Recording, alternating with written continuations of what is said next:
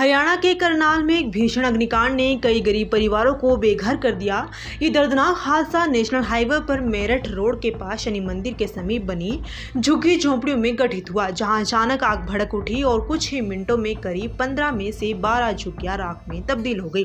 आग इतनी तेजी से फैली कि लोगों को अपने जरूरी सामान तक निकालने का मौका नहीं मिला।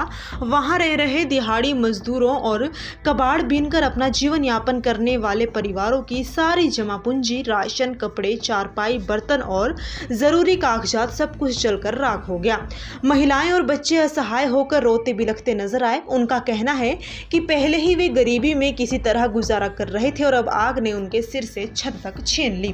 प्रत्यक्षदर्शियों के अनुसार आग इतनी तेज थी कि आसपास के लोग भी भयभीत हो गए और तुरंत प्रशासन को सूचना दी। मौके पर पहुंची फायर ब्रिगेड की टीमों ने घंटों की मशक्कत के बाद आग पर काबू पाया, लेकिन तब तक झुग्गियों में रखा हर सामान पूरी तरह जल चुका था।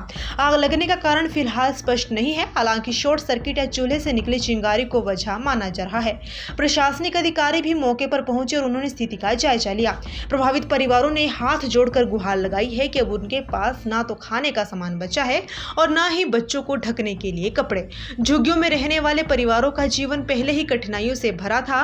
रोज कमाकर खाने वाले इन लोगों के लिए यह हादसा किसी बड़े संकट से कम नहीं है। एक महिला ने रोते हुए बताया कि उसका सारा राशन और बच्चों की पढ़ाई का सामान जल गया। वहीं एक बुजुर्ग ने कहा कि कई वर्षों से जो कुछ थोड़ा बहुत कमाया और संजोया था वह सब कुछ चंद मिनटों में राख हो गया। अब उनके सामने सबसे बड़ा सवाल यह है कि वे अपने परिवार को कहां रखेंगे और रोजमर्रा की जिंदगी कैसे चलाएंगे। इस घटना ने पूरे इलाके में दहशत और सहानुभूति का माहौल पैदा कर दिया है।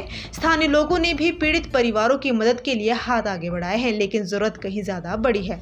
प्रभावित लोगों ने जिला प्रशासन और समाज सेवियों से अपील की है कि उन्हें तुरंत रहने के लिए अस्थायी छत और खाने पीने का सामान उपलब्ध करवाया जाए। इस हादसे ने एक बार फिर ये दिखा दिया कि गरीब और झुग्गियों में रहने वाले लोग किस तरह असुरक्षा और कठिन परिस्थितियों में अपना जीवन बसर करने को मजबूर है। प्रशासन ने आश्वासन दिया है कि पीड़ित परिवारों को यथासंभव मदद मुहैया करवाई जाएगी।